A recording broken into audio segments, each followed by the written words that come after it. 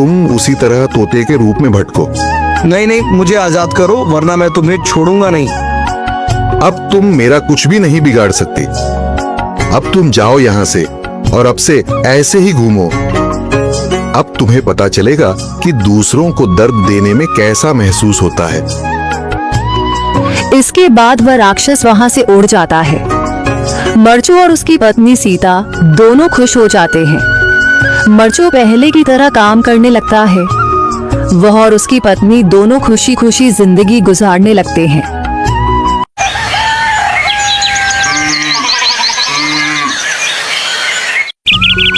मरचू जंगल से लकड़ियां काटकर बाजार में बेचने गया, लेकिन उसे लकड़ियों के अच्छे दाम नहीं मिले।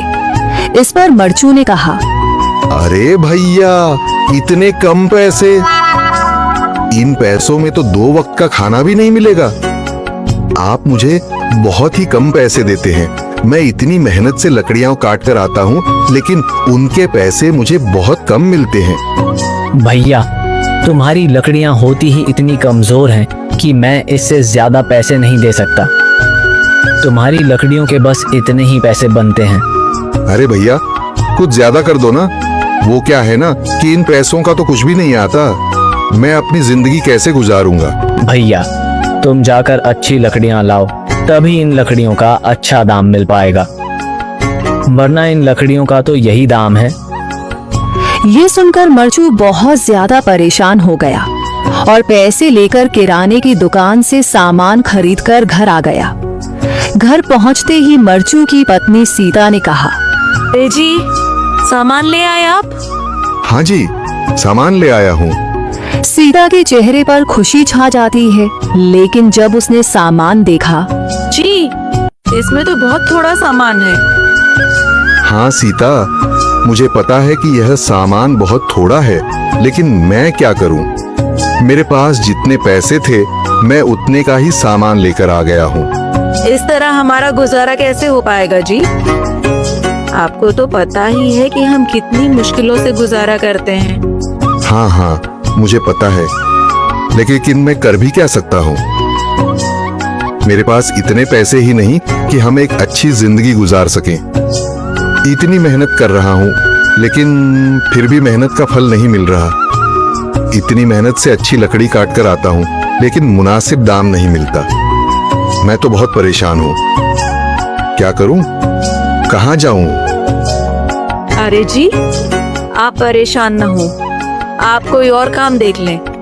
मैंने कई बार काम तलाशने की कोशिश की, पर किसी ने भी मुझे काम नहीं दिया। ये सुनकर सीता भी काफी ज्यादा परेशान हो गई। मरचू से सीता की परेशानी नहीं देखी गई। उसने अपनी पत्नी सीता से कहा, मैं फिर से जंगल की ओर जा रहा हूँ। अरे जी, अभी मत जाइए ना, वैसे भी शाम हो रही है। आप कल चले जाइएगा, अभी मत जाइए। ठीक है, अगर तुम रोक रही हो तो मैं नहीं जाता। मैं कल चला जाऊंगा। इसके बाद मरचू गांव में घूमने के लिए चला गया।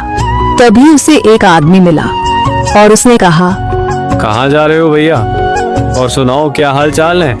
जिंदगी कैसे गुजर रही है? अरे भैया, तुम्हें तो पता है कि लकड़ियां काटकर कैसे गुजारा होता है। हाँ भैया, तुम सही कह रहे हो। और आसपास के जंगलों में अच्छी लकड़ियां भी नहीं है।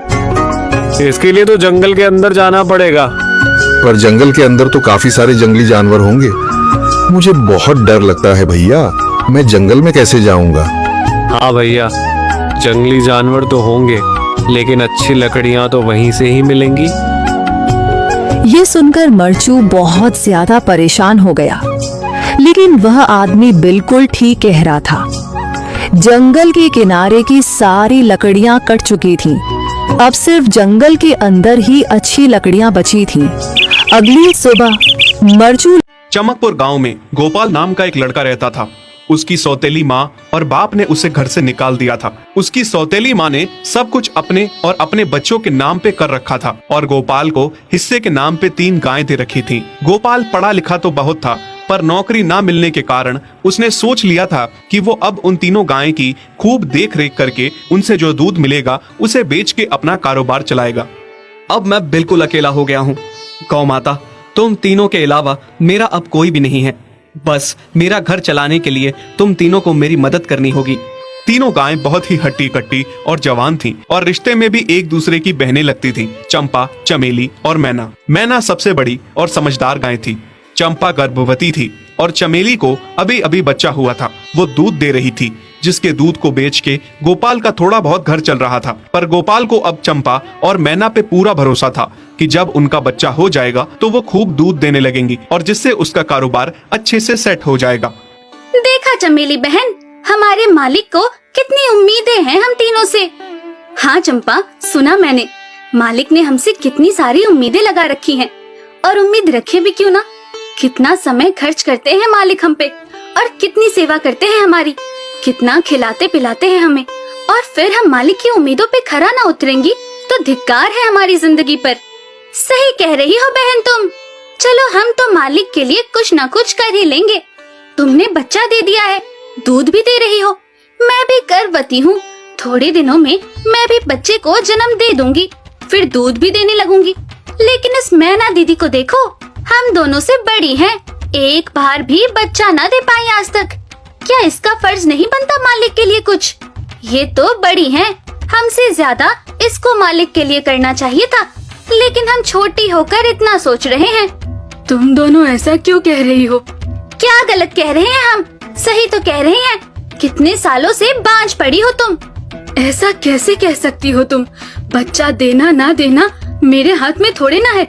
मैं भी तो माँ बनना चाहती हूँ ना। मैं भी चाहती हूँ कि दूध दूँ और मालिक को मेरे दूध से कुछ फायदा हो। अरे तुम क्या बच्चा दोगी जो इतने सालों से नहीं दे पाई? तुम ये ख्वाब लेना बंद करो कि तुम बच्चा दोगी और तुम्हारे दूध से मालिक को कोई फायदा होगा। दोनों छोटी बहनें बड़ी बहन मैना की बेबसी का मजाक उड़ाती हैं और उस पे हंसती हैं। इस बात से मैना बहुत दुखी होती है और रोती है कि उसी की बहनें उसको दिलासा देने की बजाय उसे ताने मार रही हैं, उसका मजाक उड़ा रही हैं। फिर एक दिन गोपाल का पड़ोसी उससे कहता है, अरे गोपाल, तुम्हारी 2 गायें तो ठीक है, एक गाय का क्या है? उससे तुम्हें कोई फायदा नहीं है, बेच क्यों नहीं देते उसे? अरे नहीं नहीं भाई साहब, बेचना क्यों उसे? अभी बच्चा नहीं दे रही तो क्या पता कल वो बच्चा दे दे। कोई भी काम जल्दबाजी में नहीं करना चाहिए। अरे नहीं गोपाल, मेरे कहने का ये मतलब था कि तुम्हें अपना कारोबार जल्द खड़ा करने की जरूरत है, क्योंकि तुम्हारे घर वालों ने तुम्हारे साथ जो कुछ भी किया वो बहुत गलत था। अब तुम्हें जो भी करना है अकेले ही करना है।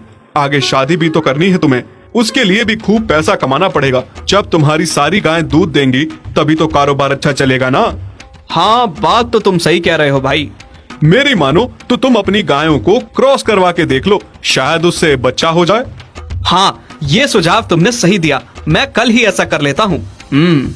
सुना तुमने मैना बहन मालिक की बातों को? कितना परेशान है मालिक तुम्हारी वजह से। पर तुम्हें तो कोई बात कह ही नहीं सकते, झट से बुरा जो मान जाती हो तुम। मैना ये सब सुन के बहुत दुखी होती है, पर करती भी क्या, उसके हाथ में कुछ नहीं था। गोपाल ने मैना को क्रॉस करवा के भी देखा, पर उसका भी कोई फायदा नहीं हुआ।